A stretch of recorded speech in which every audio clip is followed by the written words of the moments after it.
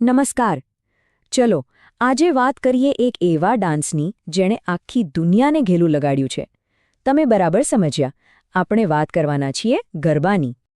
તો ચાલો આ વાતને જરા ઊંડાણથી સમજીએ અને શરૂઆત કરીએ એક એવી ઘટનાથી જેણે હમણાં જ આ પ્રાચીન પરંપરાને દુનિયાના નકશા પર મૂકી દીધી છે. હા, વાત છે ડિસેમ્બર 2023ની. આ એ મહિનો હતો જ્યારે ગરબાના ઇતિહાસમાં ખરેખર એક નવો અધ્યાય લખાયો. ગુજરાતની આ ધબકતી ઓળખને આખરે એ સન્માન મળ્યું જેની એ હકદાર હતી. યુનેસ્કોએ ગરબાને માનવતાની અમૂર્ત સાંસ્કૃતિક વિરાસત એટલે કે intangible cultural heritage of humanity તરીકે જાહેર કર્યા. હવે વિચારો, આ કેટલું મોટું સન્માન છે. હવે ગરબા પણ યોગ અને કુંભમેળા જેવી મહાન ભારતીય પરંપરાઓની લિસ્ટમાં આવી ગયા છે. પણ આખી દુનિયાનું ધ્યાન ખેંચાયું છે તો સવાલ એ થાય કે આ જાકમજોડ લાઇટ્સ અને ધમાલ મસ્તી પાછળ ગરબાનો અસલી મતલબ શું છે? ચાલો આજે એ જ રહસ્ય પરથી પડદો ઉઠાવીએ. તો સૌથી પહેલાં એ સમજવું જરૂરી છે કે આપણે જે જોઈએ છીએ એ શું છે. કારણ કે ખબર છે, એક બહુ મોટી ગેરસમજ છે જે આપણે દૂર કરવી પડશે. જો ગરબા અને દાંડિયા રાસ મોટાભાગના લોકો આને એક જ માને છે, પણ એવું નથી. બંને અલગ છે. ગરબામાં તાળીઓથી માતાજીની આરાધના થાય છે, એટલે કે શરીર જ આપણું વાદ્ય છે. જ્યારે દાંડિયા રાસમાં લાકડીઓ એટલે કે દાંડિયાનો ઉપયોગ થાય છે અને એ ભગવાન કૃષ્ણની લીલા સાથે જોડાયેલું છે. આ છે મુખ્ય ફરક. અને હા, સમયની સાથે ગરબા પણ બદલાયા છે. આજે તો જુઓ, દોઢિયું, સનેડો, પોપટ, ટીટોડો, અરે રેલગાડી જેવા કેટલાય નવા સ્ટેપ્સ આવી ગયા છે. અને યંગસ્ટર્સ તો સ્પેશિયલ ક્લાસમાં જઈને આ બધું શીખે છે. આ જ તો બતાવે છે કે આ પરંપરા કેટલી જીવંત છે. ચલો, આ તો થઈ સ્ટેપ્સની વાત. પણ હવે એનાથી પણ ઊંડા ઉતરાઈએ, એના આકાર પાછળના રહસ્યમાં. ક્યારે એવો વિચાર આવ્યો છે કે ગરબા હંમેશા ગોળ ગોળ ફરીને જ કેમ રમાય છે? તો આ જે ગોળાકાર રચના છે ને, એ કંઈ ખાલી સુંદર દેખાવા માટે નથી. એની પાછળ એક બહુ જ ઊંડો અર્થ છુપાયેલો છે, જે સીધો હિન્દુ ફિલોસોફી સાથે જોડાયેલો છે. આ વર્તુળ એટલે જીવનચક્ર. જન્મ, જીવન, મૃત્યુ અને ફરી જન્મ.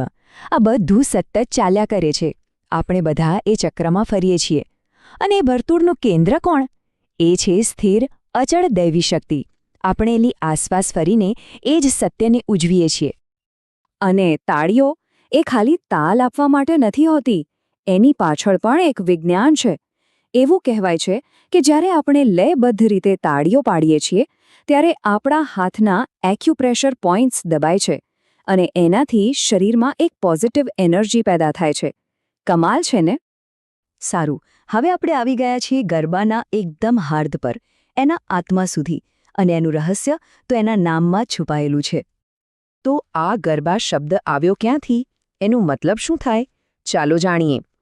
આ શબ્દના મૂળ એક જૂના સંસ્કૃત શબ્દમાં છે. જો ગરબા શબ્દ બન્યો છે સંસ્કૃતના ગર્ભદીપ પરથી. એનો મતલબ થાય છે ગર્ભની અંદરનો દીવો, એટલે કે વૂમ્બ લેમ્પ. અને આ જે કોન્સેપ્ટ છે ને, એ ખરેખર બહુ જ પાવરફુલ છે. અને આમ સમજો, જે માટીનો ઘડો છે એટલે કે ગરબો, એ છે આપણું આ શરીર, જે નાશવંત છે. અને એ ઘડાની અંદર જે દીવો બળે છે એ છે આપણી આત્મા, જે શાશ્વત છે, અમર છે. મતલબ કે શરીર ભલે નાશ પામે, પણ અંદરની દૈવી જ્યોત હંમેશા પ્રજ્વલિત રહે છે. તો આટલો ઊંડો અર્થ સમજ્યા પછી હવે એ જોવું રસપ્રદ રહેશે કે સમય સાથે આ પરંપરાએ કેવો વળાંક લીધો છે, એની સફર કેવી રહી છે. જુઓ, એક સમય હતો જ્યારે ગરબા ગામના ચોકમાં શુદ્ધ ભક્તિભાવથી થતા હતા.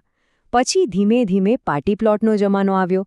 90ના દાયકામાં તો પોપ મ્યુઝિક અને ડિસ્કો બીટ્સ પણ ભળી ગયા. અને આજે 2023માં એને યુનેસ્કો જેવી વૈશ્વિક ઓળખ મળી છે. કેટલી લાંબી અને રસપ્રદ સફર છે. જૂના જમાનામાં તો ગરબા એટલે માત્ર અને માત્ર ભક્તિ. કવિ વલ્લભ મેવાડા જેવા રચનાકારો માતાજીના ગુણગાન ગાતા ગરબા લખતા હતા. જેમ કે માં પાવા તે ગઢથી ઉતર્યા. આ બધું શુદ્ધ ભક્તિનું સ્વરૂપ હતું. અને પછી આવ્યો 90નો દાયકો, ફાલ્ગુની પાઠકનો જમાનો. એમણે ગરબામાં ડિસ્કો બીટ્સ મિક્સ કરીને એને એકદમ નવું જ રૂપ આપી દીધું. મેરી ચુનર ઉડ ઉડ જાય જેવા ગીતોથી ગરબા એક પોપ કલ્ચર સેન્સેશન બની ગયા. અને આ પોપ્યુલારિટીનું પરિણામ એક બહુ મોટું અર્થતંત્ર. નવરાત્રિ હવે ખાલી તહેવાર નથી, એ એક ઇન્ડસ્ટ્રી છે. ઇવેન્ટ મેનેજમેન્ટ, કલાકારો, fashion designers, food stalls, garba class, આ 9 રાતમાં અબજો રૂપિયાનો વેપાર થાય છે. પણ આ સિક્કાની બીજી બાજુ પણ છે. આ વ્યાપારીકરણને કારણે એક સવાલ ઊભો થયો છે. એક તરફ છે ભક્તિ, જ્યાં બધા જ સાથે મળીને મફતમાં ગરબે ઘૂમે છે. અને બીજી તરફ છે કોમર્સ, જ્યાં મોંઘી ટિકિટ્સ, બોલિવૂડ રીમિક્સ અને મનોરંજન પર ફોકસ છે. તો શું મનોરંજનના શોરમાં ગરબાનો અસલી આત્મા એટલે કે ભક્તિ ક્યાંક ખોવાઈ રહી છે? તો આ બધી ચર્ચા પછી આજે ગરબા ક્યાં ઊભા છે? સાફ વાત છે, આ એક એવી પરંપરા છે જેને સમય સાથે પોતાને બદલી છે, પુનઃકલ્પિત કરી છે. અને આ જ સૌથી મહત્વની વાત છે. ભલે ગરબા એક માટીના દીવાથી શરૂ થઈને આજે LED લાઇટ્સવાળા ગ્લોબલ સ્ટેજ સુધી પહોંચી ગયા હોય, પણ એનો આત્મા હજી એ જ છે, દૈવી શક્તિની આરાધના. સ્વરૂપ બદલાયું છે, પણ સાર એ જ રહ્યો છે. પણ આ સાથે એક મોટો સવાલ પણ ઊભો થાય છે. જ્યારે કોઈ પરંપરા આખી દુનિયાને અપનાવે, ત્યારે દુનિયા એના આત્માનું રક્ષણ કેવી રીતે કરે? ગરબાએ સાબિત કર્યું છે કે એ બદલાઈ શકે છે, વિકસી શકે છે. પણ હવે એને વૈશ્વિક સ્તરે સાચવી રાખવાનો પડકાર આપણા સૌની સામે છે. આના પર વિચાર જરૂર કરજો.